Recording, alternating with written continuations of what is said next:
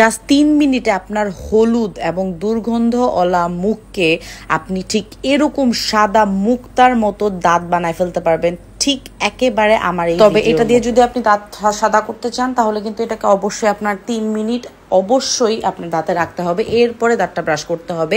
এটার রেজাল্ট আপনি ২ দিনের মধ্যে পাবেন। আপনার যত হলুদ দাঁতই হোক না কেন, অনেকেরই আছে মুখে অনেক দুর্গন্ধ হয়, ব্যাড ব্রেথের সমস্যা আছে, যতই আপনি ব্রাশ করেন না কিসের জন্য, বাট এইটা ওই ব্যাড ব্রেথের সমস্যা প্লাস হচ্ছে দাঁতকে একেবারে হলুদ থেকে সাদা করে। এটা কিন্তু একটা সায়েন্টিফিক ব্যাখ্যাও আছে। পার্পল কালার অথবা বেগুনি কালার কিন্তু হলুদ কালারকে ডিফিউজ করতে পারে। আপনারা যদি একটু গুগলে সার্চ করেন তাহলেও দেখতে পারবেন কালার থিওরিতে যে পার্পলের হলুদে যখন পার্পল মিক্স করা হয় তখন কিন্তু সেটা ডিফিউজ করে সেটাকে মানে সাদা করে ফেলে।